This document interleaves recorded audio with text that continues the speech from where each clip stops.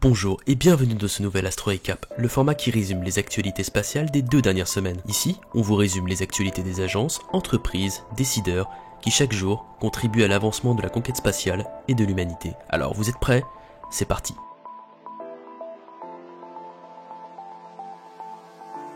Tout d'abord, commençons comme d'habitude par la partie Starbase et penchons-nous sur les progrès historiques et exceptionnels réalisés ces 2 dernières semaines.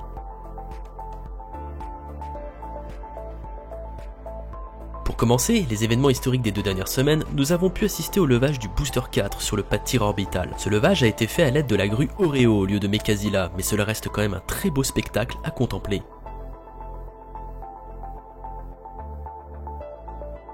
Une fois installé sur son pad, les équipes de SpaceX n'ont pas perdu une seule minute pour commencer les préparatifs d'un événement tant attendu, l'empilement du Ship 20 sur B4 grâce à Mekazila.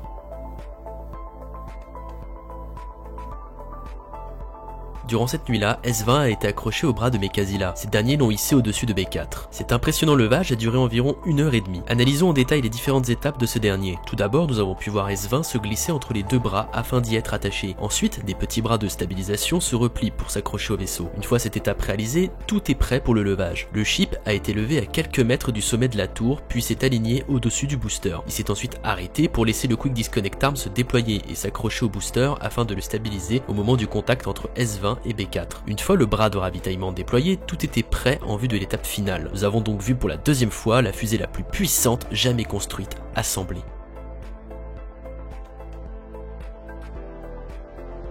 Cet empilement a été réalisé en vue de la conférence du Starship qu'Elon Musk a tenue et animée quelques jours après et sur laquelle nous reviendrons un peu plus tard. Mais tout d'abord, continuons de nous pencher sur les dernières avancées à Starbase.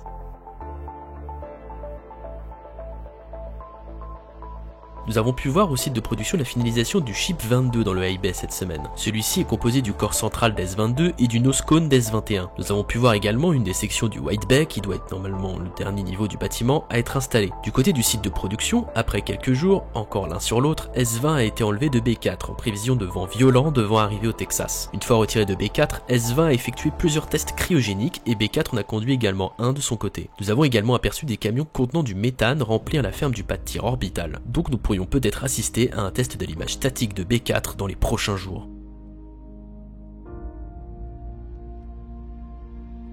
Et maintenant, passons à la tant attendue conférence d'Elon Musk sur le Starship. Cette conférence, qui a eu lieu quasiment 3 ans après celle de 2019, nous a permis d'en apprendre beaucoup sur le programme Starship et son futur. Tout d'abord, l'entreprise vise un fort taux de production de Starship. Elle veut construire un booster et un ship par mois à la fin de l'année. Dans le futur, SpaceX désire avoir un Starship entier chaque mois et un Starship construit tous les 3 jours. Nous avons eu également un lot de nouvelles informations concernant le Raptor V2. Cette version plus simplifiée du Raptor V1.5 actuel est beaucoup plus simple au niveau de sa construction et son coût de production est divisé par 2 comparé à un Raptor 1. Le Raptor 2 a 230 tonnes de poussée et loin devant les 180 tonnes affichées par la première version. SpaceX produit chaque semaine 5 à 6 Raptor 2 et vise à en produire un par jour. Il reste encore quelques problèmes sur le Raptor 2 que SpaceX corrigera par la suite. Elon Musk a également évoqué des nouveaux pads de tir pour le Starship. Il espère avoir à la fin de l'année le pad au Kennedy Space Center et sur une des 2 plateformes pétrolières fonctionnelles. Il a également ajouté que SpaceX détient la licence pour faire voler des Starships depuis la Floride. En parlant de licence, Elon Musk espère recevoir l'approbation environnementale de la FAA en mars, car celle-ci a encore été repoussée dû au grand nombre de retours. Si l'approbation est positive, il espère lancer le Starship en orbite quelques mois après, mais si elle est négative, SpaceX se concentrera sur le pad 39A au lieu de Boca Chica. D'ailleurs, Elon Musk espère atteindre l'orbite avant la fin de l'année. Enfin, le PDG nous a donné quelques autres informations. SpaceX voudrait tester le ravitaillement en orbite en 2023. Ils estiment aussi qu'un lancement de Starship coûterait environ 10 millions d'euros, ce qui est 6 fois moins cher qu'une Falcon 9. Les équipes de la firme souhaitent que le vaisseau puisse s'éjecter du booster en cas de problème lors du vol, afin de s'éloigner rapidement. Pour ce faire, durant les vols habités, le remplissage en oxygène liquide et méthane qui alimente le Starship sera moins important. Cela permettra d'avoir un plus grand rapport poussée-masse et donc de permettre d'éloigner plus rapidement le vaisseau du premier étage. Nous avons également appris que SpaceX ne travaille pas pour l'instant sur le design intérieur de son vaisseau interplanétaire ainsi que sur celui des portes des vaisseaux cargo. Ces sujets demeurent encore des discussions en interne.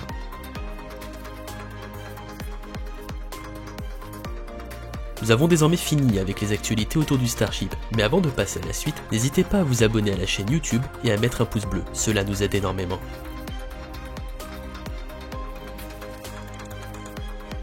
Décidément, les annonces s'enchaînent car nous avons eu une énorme annonce concernant SpaceX et les vols habités, il s'agit du programme Polaris. Ce programme est financé par Jared Isaacman qui a déjà financé et volé sur la mission Inspiration 4 à bord du vaisseau Crew Dragon de SpaceX.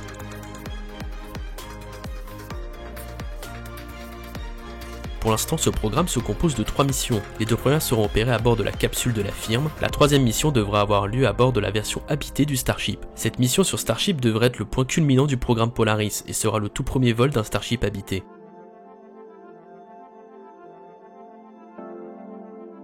La toute première mission se nommera Polaris Down et devra voler en très haute altitude. La particularité de celle-ci est qu'en plus que ce soit une mission entièrement composée de civils comme Inspiration 4, l'équipage de la mission Polaris Down devra réaliser la toute première sortie extravéhiculaire 100% privée, encore une première. Pour cela, SpaceX est en train de développer une variante des combinaisons actuelles de celles utilisées par les équipages qui exploitent la Crew Dragon, cependant celle-ci sera adaptée au vide spatial.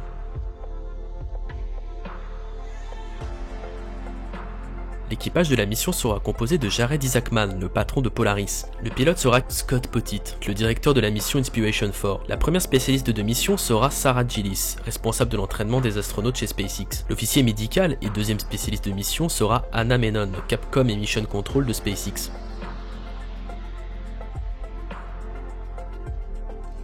La mission aura de nombreux objectifs à remplir, comme étudier les effets des radiations sur le corps en passant par la ceinture de Van Allen et tester la communication de la capsule via Starlink. Cette dernière devrait décoller au mois de novembre.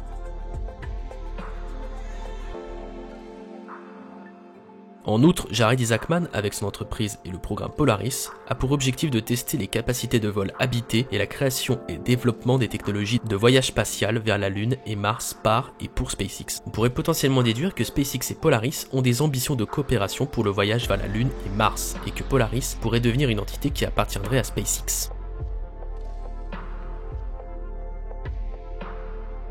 Ce ne sont pas les seules annonces intéressantes de ces 2 dernières semaines. Le président français Emmanuel Macron s'est rendu mercredi à Toulouse pour un sommet sur l'espace avec les ministres européens. Dans un discours de 35 minutes, il a expliqué notamment que l'Europe va créer une constellation de satellites de connectivité et un cadre de régulation sur l'activité en orbite basse. Mais il a également et surtout annoncé que l'Agence spatiale européenne va faire des propositions d'ici l'été sur un programme de vol habité européen autonome, pour que des décisions soient officiellement prises en novembre. Ces derniers propos vont dans le sens de la mobilisation massive des employés, dont les astronautes de l'ESA et du personnel d'Ariane Espace. Suite aux propos du président français et au désir de plus en plus vif de donner à l'Europe un accès indépendant à l'espace, Dimitri Rogozin, le directeur général de l'agence spatiale russe Roscosmos, a proposé sur Twitter de lancer des capsules Soyouz depuis la Guyane. La fusée Soyouz est déjà lancée depuis Sinnamary en Guyane française, mais seulement dans sa version inhabitée. L'accès à l'ISS via Soyouz depuis le centre spatial guyanais permettrait donc, si l'option était retenue, d'avoir une capsule habitée lancée depuis le sol européen dans des délais plus rapides et en réduisant les coûts de développement.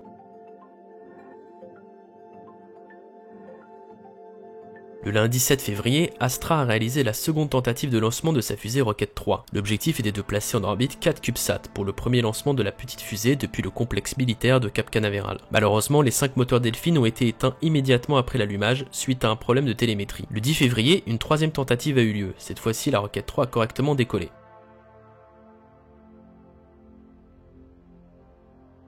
Cependant, au moment de l'extinction du premier étage, un problème lors de la séparation de la coiffe et de l'étage principal a fait partir en vrille le second étage, jusqu'à ce qu'Astra déclenche la destruction de la fusée. Sur les 4 tentatives de vol orbitaux d'Astra, seule une a réussi. Le prochain lancement est prévu le 28 février, sans charge utile cette fois.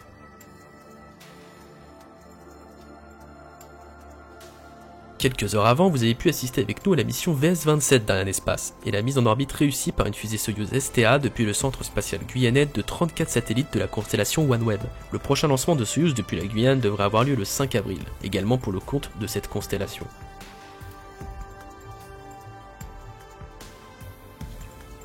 5 jours plus tard, la Russie a lancé vers l'ISS le cargo Progress MS-19. Il contient environ 3 tonnes de nourriture, d'eau, de carburant, d'oxygène et 6 petits CubeSats qui seront déployés depuis l'ISS lors d'une sortie extravéhiculaire. 2 jours après, il s'est correctement amarré sur le module Poisk de la station.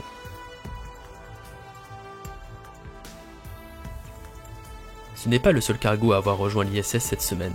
Hier, une fusée Antares a envoyé le cargo Sinus CRS NG-17 de Northrop Grumman. Il est prévu qu'il s'amarre à la station dès demain.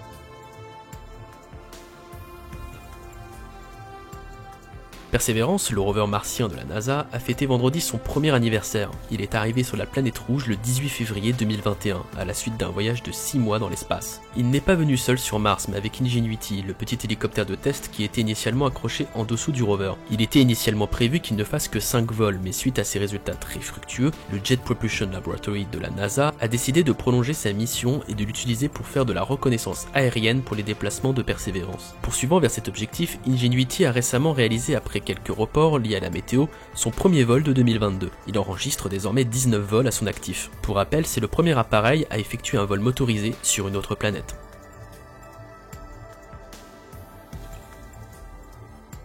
Le télescope spatial James Webb, dont vous avez suivi le lancement et les déploiements sur notre chaîne, a pris ses premières images. Sa première photo montre l'étoile HD 84406 de la constellation de la Grande Ourse. On l'aperçoit 18 fois sur l'image, car chacun des 18 miroirs du télescope, qui ne sont pas encore alignés, la reflète. Elle servira justement à les aligner pendant les semaines qui viennent. Le télescope a également pris ce premier selfie grâce à son miroir secondaire. Cette semaine, l'Inde a effectué son premier lancement de l'année avec son lanceur PSLV XL. La charge emportée était un satellite d'observation de la Terre nommé EOS 04 qui a été correctement placé en orbite héliosynchrone, avec en plus 2 petits satellites de recherche et de test, respectivement InspireSat 1 et INS-2TD.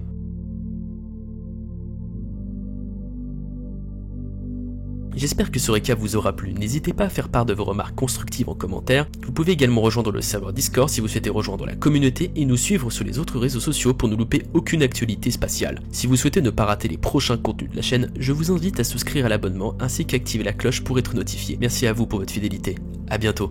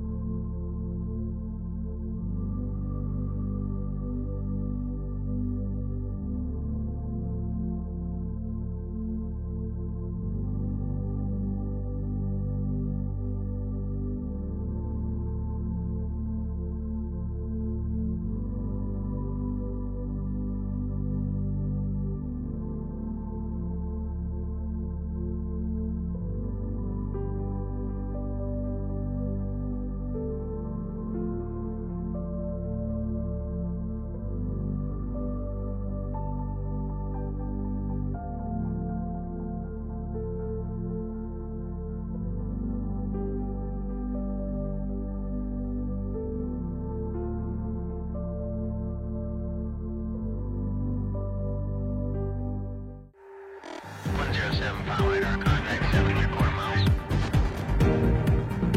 07, show myself 7. Contact at 18 miles.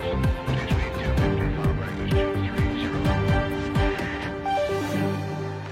07, 5.8.